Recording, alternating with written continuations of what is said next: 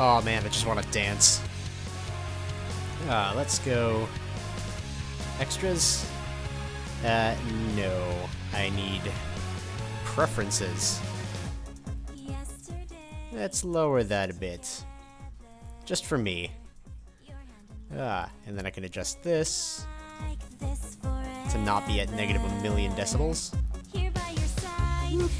Alright. Return.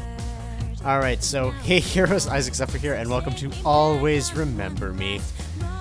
I saw this game pop up in my, recommended things, and this is not the type of game that I normally play.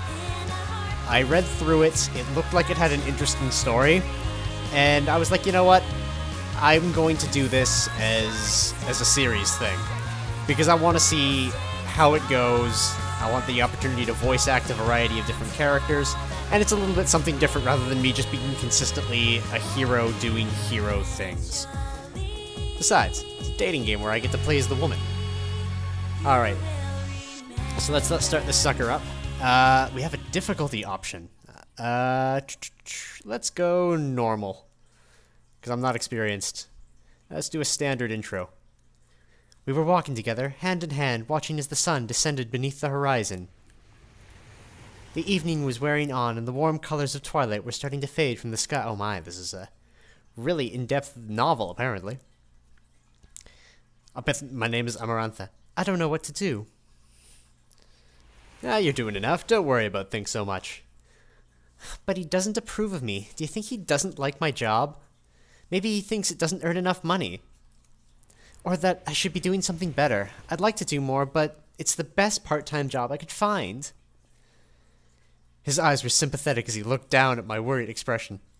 I know he feels bad about his father, Osher. That his father, Osher, was creating so much grief for us, but I also knew that the situation was going to be difficult when I decided to stay with him.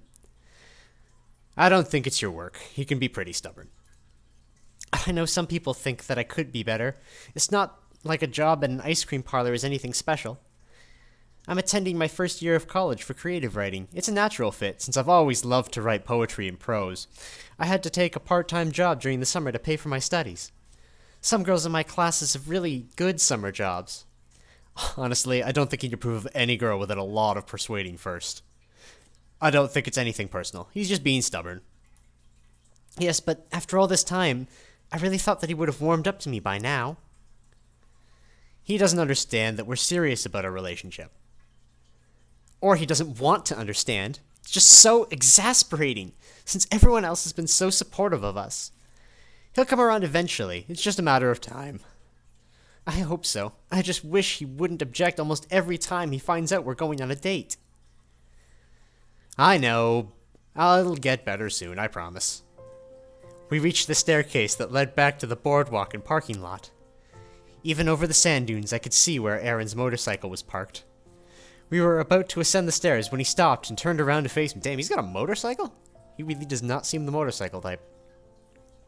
Oh, he took my other hand in his and leaned down, gently kissing me on the lips. I couldn't help but smile slightly, feeling my anxiety melt away. Ooh. Don't look so worried all the time, okay? You're much more beautiful when you're smiling, Amy.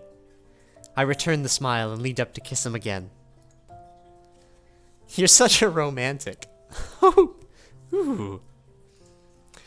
You make it sound like a bad thing. We both laughed as we ascended the stairs, still hand in hand. This is definitely how it should be. I always feel so safe with him at my side. Let's go home, alright? Okay, but can we stop for ice cream first? I get an employee discount on everything, you know. Sure.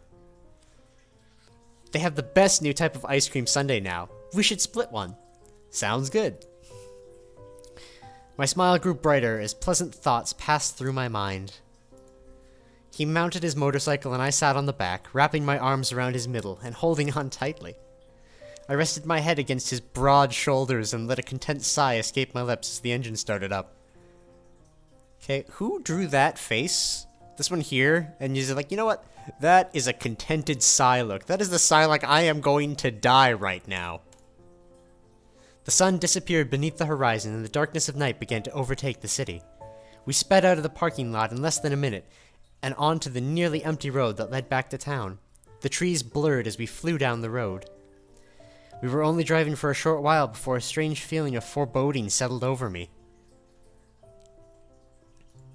I shivered involuntarily despite the warm temperature and squeezed Aaron tightly, watching as it got darker and darker on the one-way road.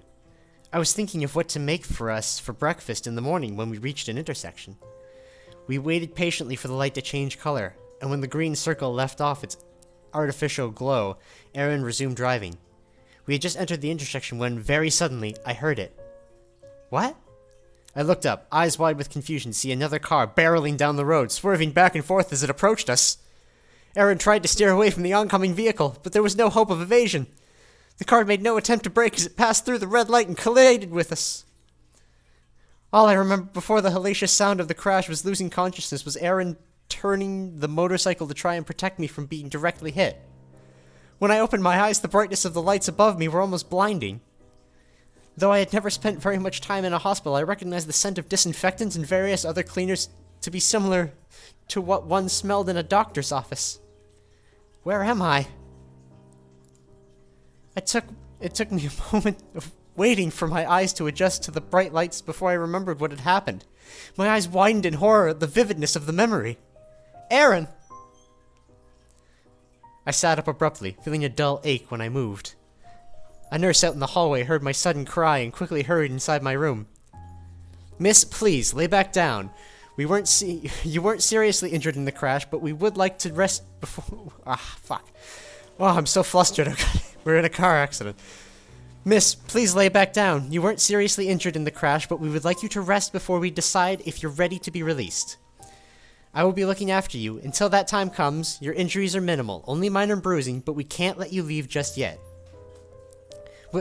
We were in a car accident, right? That's correct, but please, lay back down. We're very glad to see you conscious, but rest is imperative. I reluctantly laid back down, but I was completely awake and not letting the woman leave before I heard a proper explanation. Can you tell me what happened? What about the man who was with me, Aaron? Is he okay? The nurse's expression seemed to darken slightly when I mentioned him, which made me worry even more. What happened? I have to know! I'm not fully aware of the situation. I need to call Dr. Raynor. He can explain everything to you. I waited impatiently, dissatisfied with the nurse's quick departure.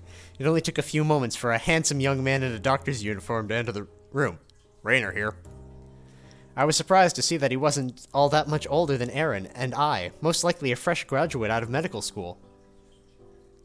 Good evening, Amy. I'm very glad to see you're awake. My name's Eddie Raynor, but you can call me Eddie. The man said with a warm smile, revealing perfectly white teeth. Yes, good evening. What time is it? Is it still Saturday? Actually, it's technically Sunday. It's 3 in the morning. I'd be happy to answer your questions, but you should probably get back to bed soon. I'm not doing anything until I find out what happened to Aaron.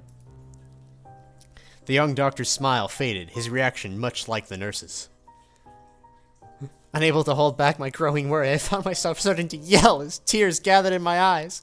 I have to know what happened to him. Please, is he all right? Eddie stood up and nodded towards the door, motioning for me to follow. I felt my heart sink, then began to fill with cold dread. He noticed the fear in my expression and gave me a brief explanation. I'd rather show you his current condition, but I assure you, he's fine. His life is in no danger. He has sustained a head injury. He will recover, and it doesn't seem to have done any severe damage, but he has lost some of his memories. We're trying to observe the specifics of just what he has forgotten. As the nurse probably told you, your injuries are minimal. Please, follow me. I can take you to him, so you can see that he's all right. I hurried, pulling on a pair of slippers that had been left beside my bed, and followed after the young doctor as he led me out of my hospital room and into the hallway, listening attentively to every word he said. From what I can tell, he was trying to protect you during the crash. We're keeping you overnight for observation, but other than some bruises, you're perfectly okay. You don't have any broken bones or severe internal bleeding, thanks to Aaron's efforts. I felt my heart wrench as I followed him through the hallway. He wasn't walking very quickly, apparently conscientious of how tired I felt. Aaron. From what we can tell, Aaron is suffering from amnesia. He still retains long-term memories, but recent ones from the past few years are hazy or non-existent. Ah, shit! Amnesia? Well, we've walked ourselves into a soap opera here, haven't we? Okay. So, with that being said, these are going to be short episodes because this is mostly a reading exercise, not like it's going to be experience or anything. So, till next time, this will be Isaac Zephyr signing out, and I will see you all later, heroes.